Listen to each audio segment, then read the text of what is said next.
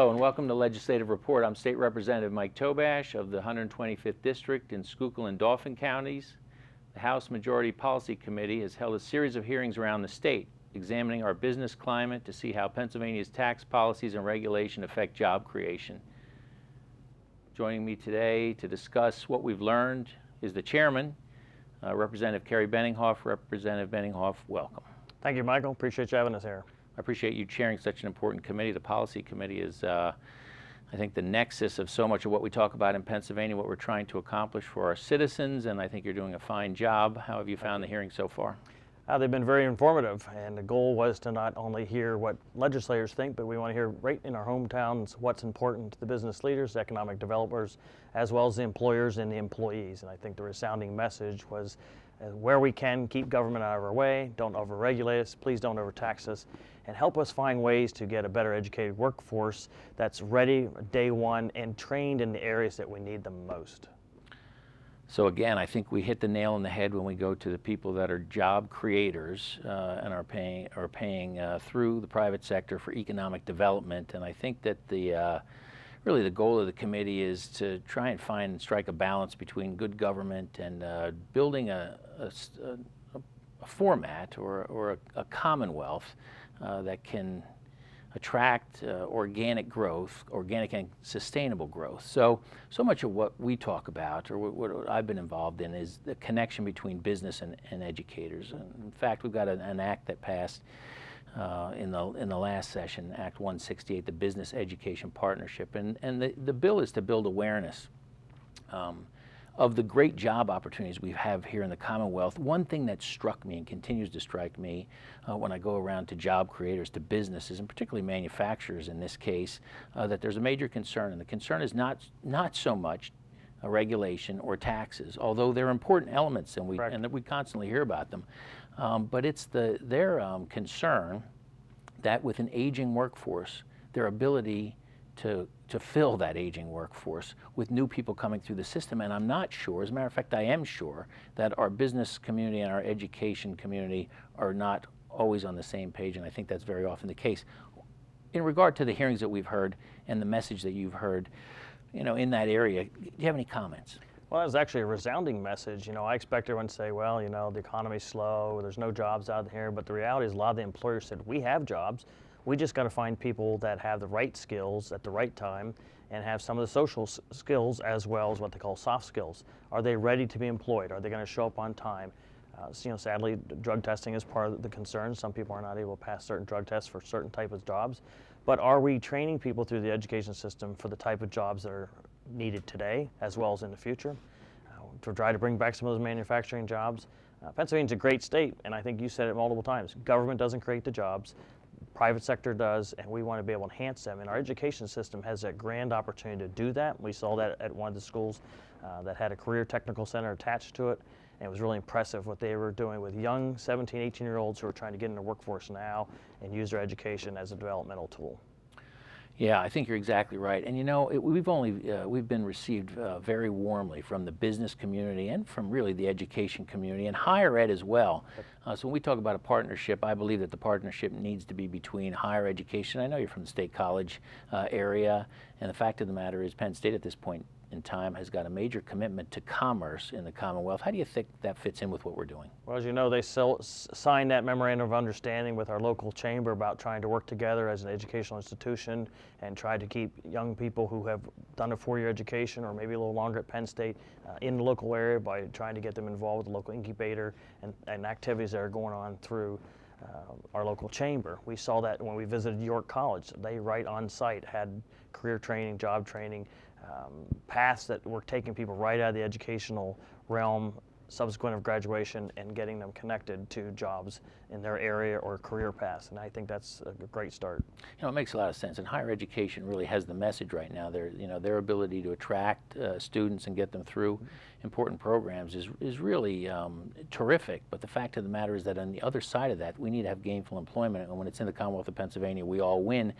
Some of the places that we have gone to see are some of the testifiers. For instance, people from trade schools, Thaddeus Stevens College, Penn Tech is an example, somebody in your neck of the woods. They talk about their tremendous graduation rate and their placement rate in the Commonwealth.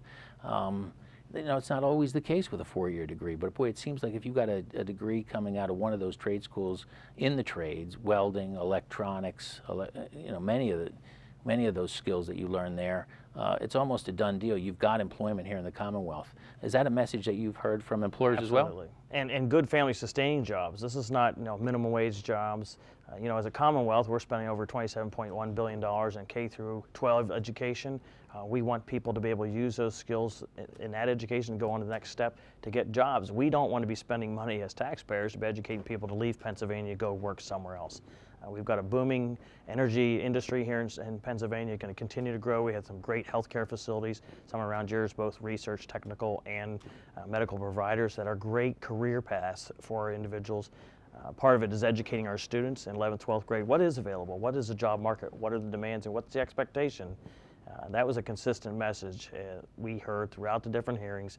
Give us a workforce that's ready to work, and we'll give them the jobs. Yeah, there you go, a skilled workforce right Absolutely. now. That's hungry to work. Yeah, that's ready to work. I mean, it's one of the things that we absolutely need. There's no question about it. So,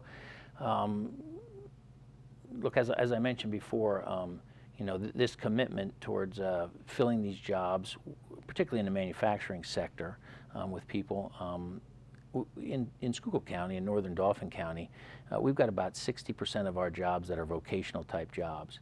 And we've got some great training facilities in our vocational schools in the Commonwealth, K through 12. Students can get vocational education, but we don't see as many of them going into that area as we'd like to see. If we've got 60% of our jobs are vocational jobs and we've got trouble getting 15% of our kids into those programs, I think we've got an issue that we would have to really continue to work on. And I'm thrilled that we're hearing from the labor force, through the policy committee. Not only do we work on job creation, but we work on a lot of other policy issues in the committees. Is there something else that you'd like to highlight that the committee's doing? I was just going to say, in our last hearing down outside Philadelphia, we had a representative there from one of our organized labor organizations.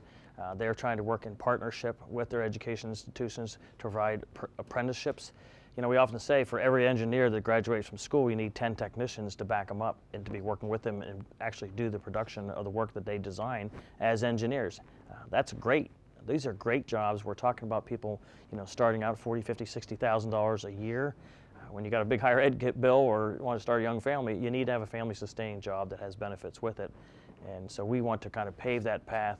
And these job creators want to do that. I think those parallels with our education system, providing those experiences, is what's going to open our children's eyes to say, wow, there are a lot of career paths out there. And they got this thing called the internet that you and I didn't have when we were younger, that they can do career searches all over the place. Oh, there's no question about it. And you're right. We live in a very transient society right now. And you're right. I mean, we can educate children here, and I think we do a great job of doing it. But they can certainly go somewhere else. We want to really do our very best to keep them here.